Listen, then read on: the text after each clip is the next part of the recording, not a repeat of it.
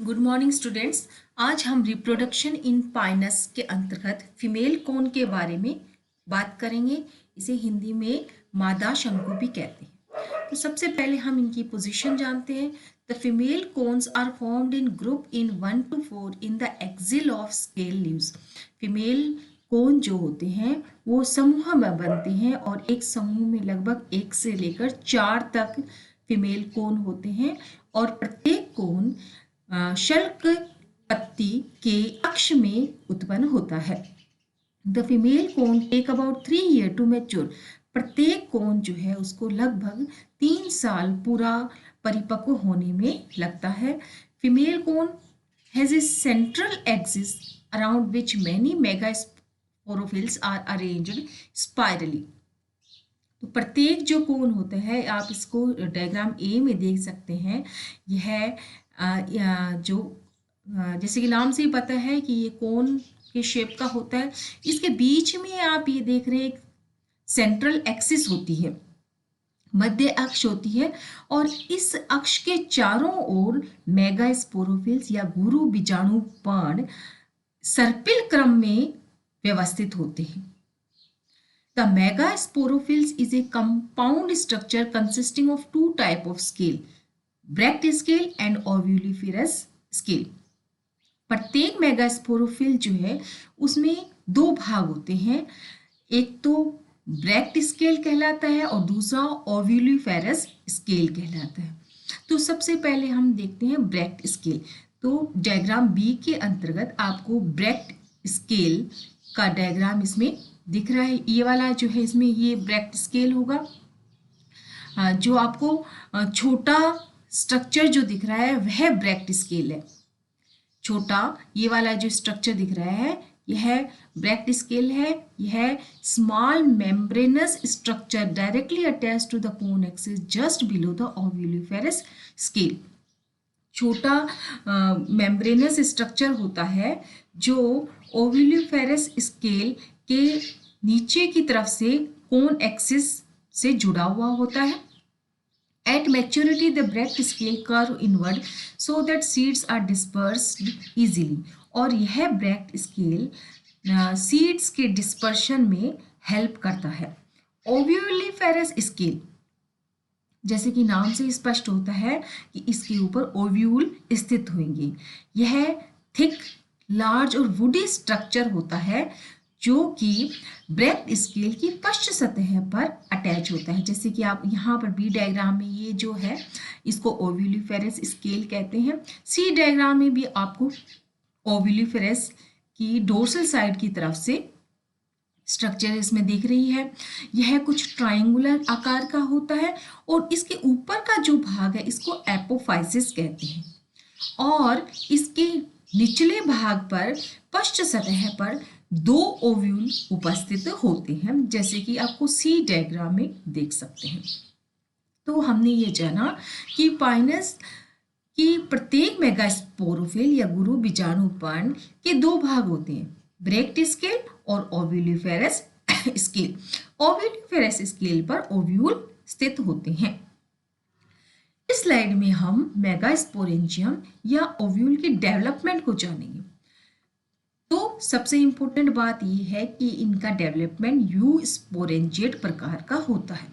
You sporangiate development का अर्थ है कि मेगास्पोरेंजियम, गुरु बीजाणुधानी और ओव्यूल का डेवलपमेंट कोशिकाओं के एक समूह के द्वारा होता है। यूस्पोरेंजिएट डेवलपमेंट के विपरीत क्रम में कौन सा डेवलपमेंट होता है? लेप्टोस्पोरेंजिएट डेवलपमेंट होता है। लेप्टोस्पोरेंजिएट डेवलपमेंट में किसी भी स्ट्रक्चर के फॉर्मेशन के दौरान केवल एक ही कोशिका से शुरुआत होती है। तो यहाँ पर जो डेवलपमेंट होगा वो यूस्पोरेंजिएट प्रकार का होगा, यानी कोशिकाओं का एक समूह मेगास्पोरेंजियम के डेवलपमेंट में भाग लेता है। It appears as a small tuberance on the dorsal surface of the ovuliferous scale and protuberance develop to form nucellus.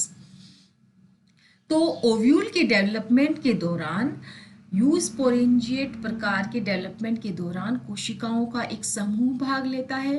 उस समूह में डिवीजन होता है। डिवीजन होने से छोटा ट्यूबुलेंस या प्रवर्ध बन जाता है और यह प्रवर्ध इस ओव्यूल के न्यूसेलस या बीजांड काय को फॉर्म करता है। The neighboring cells at the base of the nucellus become meristematic. They grow upward and form integument.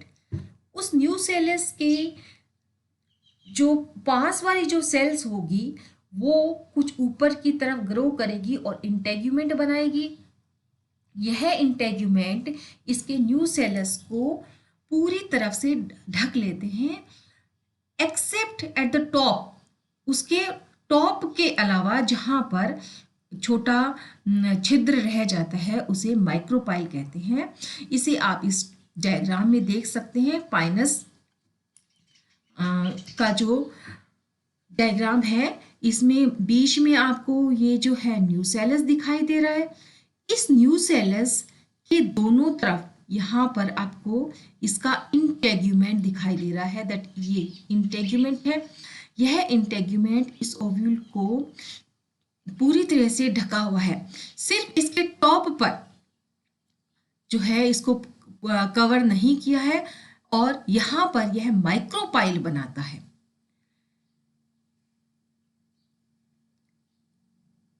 उसके बाद में at the apex of the nucellus a hypodermal cell is differentiated known as archisporial cell. It divided by a periclinal wall to form an upper parietal cell and lower sporogenous cell. तो इस तरह से हमने देखा कि nucellus और integument का तो निर्माण हो चुका है। उसके बाद में यहाँ इसका जो न्यूसेलस होते हैं, न्यूसेलस में एक हाइपोडर्मल अधस्त्वचीय सेल जो है वो कुछ अलग प्रकार से डिस्टिंक्ट होती है। उस सेल को, उस स्पेशल सेल को आर्किस्पोरियल सेल कहते हैं। उस सेल में डिवीजन होता है और ऊपर की तरफ अपर पैराइटल सेल और नीचे की तरफ लोअर स्पोरोजिनस सेल बनती है। उस पैराइटल सेल के अंदर कुछ डिवीजन होते हैं। उन डिविजन्स के कारण जो स्पोरोजिनस सेल होती है वो नीचे की तरफ धंस जाती है, न्यूसेलस में नीचे की तरफ धंस जाती है। अब उस स्पोरोजिनस सेल को ही मेगास्पोर मदर सेल कहेंगे और इस मेगास्पोर मदर सेल में मियोसिस होगा और मियोसिस होने से 4 हैप्लॉइड मेगास्पोर बन जाएंगे। उनमें से माइक्रोपाइल के साइड के 3 मेगास्पोर नष्ट हो जाएंगी और केवल एक मेगास्पोर बचेगा। तो इस स्लाइड में हमने मेगास्पोरेंजियम, गुरु बीजाणुधानी या ओव्यूल के स्ट्रक्चर तथा उसके डेवलपमेंट को स्टडी किया है। यानी सबसे पहले इसमें न्यूसेलस का निर्माण होगा, उसके बाद में इंटेग्यूमेंट का निर्माण होगा, उसके बाद में इसमें मेगास्पोर मदर सेल का निर्माण होगा और मेगास्पोर मदर सेल में मियोसिस होकर मेगास्पोर बनेंगे और उनमें से केवल एक मेगास्पोर जो है फंक्शनल होगा और उस फंक्शनल मेगास्पोर से बाद में एंडोस्पर्म का और आगे आर्किगोनियम का निर्माण होगा। स्ट्रक्चर ऑफ ओव्यूल और मेगास्पोरेंजियम, तो पिछली स्लाइड में हमने लगभग उसके डेवलपमेंट को पढ़ा है। इस स्लाइड में हमने ओव्यूल या मेगास्पोरेंजियम की स्ट्रक्चर को अगर हम देखें तो इसमें एक तो न्यूसेलस पाया जाता है जो कि पैरेन्काइमेटस रीजन होता है और सबसे बड़ा भाग होता है ओव्यूल का। इंटेग्यूमेंट या अध्यावरण, तो पाइनस में जो है एक अध्यावरण पाया जाता है, यूनिटेगमिक होते हैं और उस एक अध्यावरण में 3 स्तर होते हैं, 3 लेयर्स होते हैं और ये इंटेग्यूमेंट या अध्यावरण न्यूसेलस के चारों ओर प्रोटेक्टिव कवरिंग के रूप में काम करते हैं। ये इंटेग्यूमेंट इसके upper part of the ovule में एक स्पेस बनाते हैं और उस स्पेस को पोलन चैम्बर कहते हैं। After pollination, the pollen grains are collected in the pollen chamber and further development of male gametophyte take place inside the pollen chamber. Pollination के बाद में जो पोलन ग्रेन्स होते हैं वो उस पोलन चैम्बर में इकट्ठे होते हैं और मेल गैमेटोफाइट का आगे का जो डेवलपमेंट होता है वह उस पोलन चैम्बर के भीतर ही होता है। माइक्रोपाइल क्या होता है? इन narrow aperture at the apex of the ovule formed by the integument. Integument के द्वारा बना हुआ एक संकड़ा छिद्र होता है जो कि ओव्यूल के टॉप पर या एपेक्स पर पाया जाता है। पोलन चैम्बर हमने बता दिया। In the upper part of the ovule A space is formed in between the integument and nucellus called pollen chamber. Pollen chamber क्या होता है? इंटेग्यूमेंट और न्यूसेलस के बीच में जो स्पेस बच जाता है उसको तो पोलन चैम्बर कहते हैं, और केवल इन दोनों इंटेग्यूमेंट के बीच में जो नैरो अपर्चर होता है उसे माइक्रोपाइल कहते हैं।